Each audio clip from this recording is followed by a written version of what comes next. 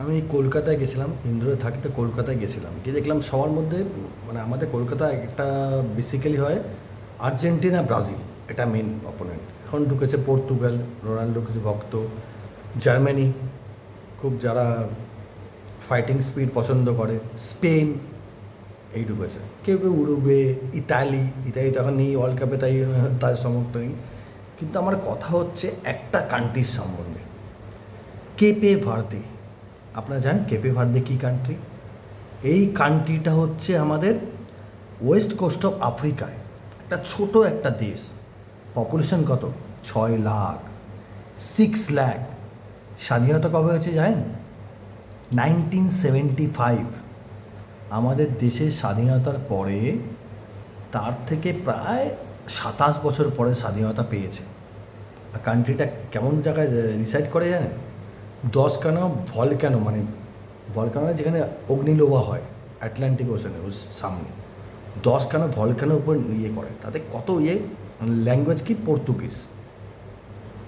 এবার চিন্তা করুন, 30 বছর স্বাধীনতা পেয়েছে, মানে আমাদের দেশের 30 বছর পরে স্বাধীনতা পেয়েছে, সেই দেশটার পপুলেশন হচ্ছে 6 লাখ। তারা আজকে গেম কি খেলছে? তারা প্রথম গেম খেলো স্পেনের সঙ্গে 0-0 ড্র, দ্বিতীয় গেম খেলো উরুগুয়ের সঙ্গে ড্র।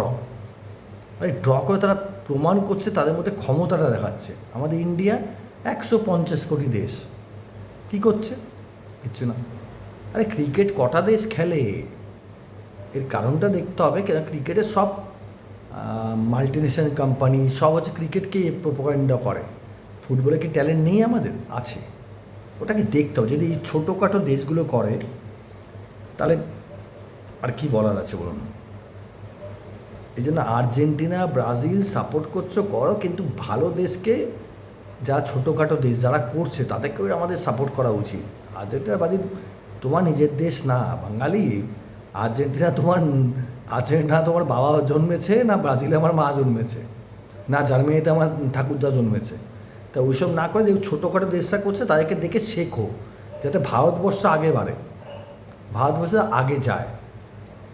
যেমন ক্যাফে ভার্দে, এই দেশটাকে দেখো শেখো। এরকম অনেক দেশ আছে যারা মাঝে মাঝে আসে, ঝলক দেয়, সেই এটা পায় না, সাপোর্টটা পায় না। তো কিন্তু এইগুলো ফুটবল ওয়ার্ল্ড কাপে এইগুলো আমি খুব ভালোভাবে মানে মাইনরলি দেখি, যে এই ফুটবল ওয়ার্ল্ড কাপে এইগুলো খুব ভাল লাগে।